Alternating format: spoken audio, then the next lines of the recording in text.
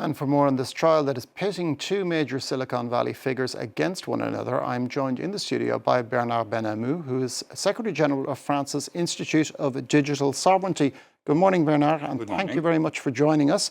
Can I start by asking you, what is the significance of this trial beyond being a simple clash of egos? It's important, and your report mentioned it, because it's a timely move. It's in the year that will soon we will soon see happening the IPO, the initial public offering of the new entity about AI, and it's the merger between SpaceX and XAI for Elon Musk. So any move that can slow down its main competitor, which is OpenAI at this time, is important, and it is a signal sent to the investors. So at this moment, it's more about corporate strategy than any philosophical or ethical moves in terms of AI. Now, you mentioned there, of course, that Elon Musk has his own commercial axe to grind. Yeah. Obviously, the Grok chatbot is in direct competition with OpenAI's main product, ChatGPT. But is there actually some merit to the lawsuit beyond that? It's at the beginning, when OpenAI was funded, was created, it was a lab, it was a research lab, which was supposed to be non-profit and open source, like it was mentioned.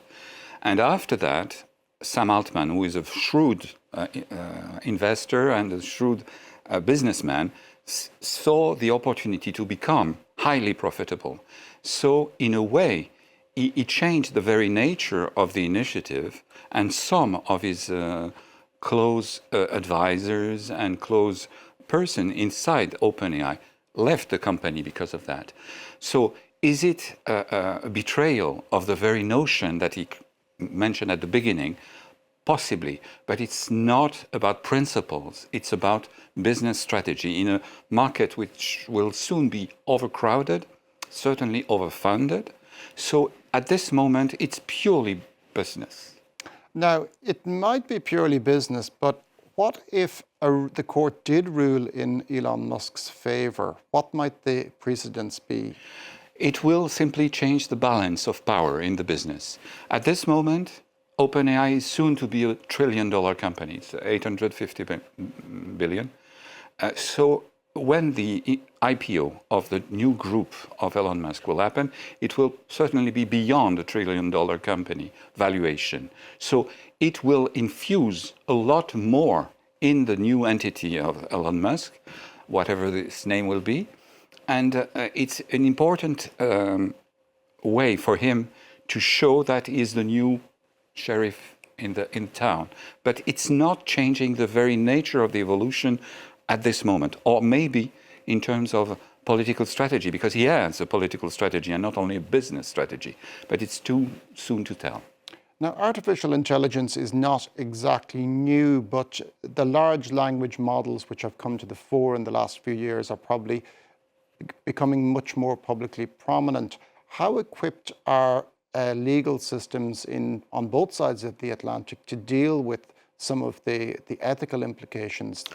Oh, it's a very, very large topic. At this moment, Europe is having a regulation that is observed, that is analyzed in all regions of the world, because we have been trying to say that AI should be under the supervision and for public benefits, and not becoming a tool for mass surveillance, a tool for creating autonomous weapons like the Pentagon wants to do. So it's a matter of a balance between the public benefits and the business strategy of the owners of these companies. And at this moment, the US is clearly looking on the second option and not the first. So will it change after that trial? I don't know. I don't think so. But at this moment, we need to be sure that we, Europeans, are able to create an alternative, what we call a third way for AI.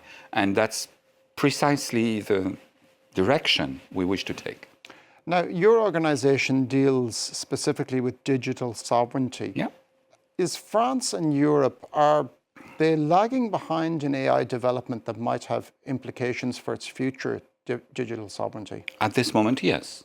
Obviously, I mentioned that the market is overcrowded and overfunded, but the European companies are lagging behind in terms of investment. Even if we have very interesting companies in that field, we need to invest more. That's what Mario Draghi, the former head of European Central Bank, was saying in his report. We need to invest massively, like never before, to catch up with the Americans and the Chinese. And at this moment, it's still a debate between the head of states in Europe if we can develop, because you mentioned digital sovereignty. If we don't have large companies in that field, any measure of regulation will be circumvented. So at this moment, if we don't have large entities in Europe, and I say plural entities, then any measure of regulation will be pointless. Thank you very much for that. Bernard Benhamou, Secretary General of France's Institute of Digital Sovereignty. Thanks a lot.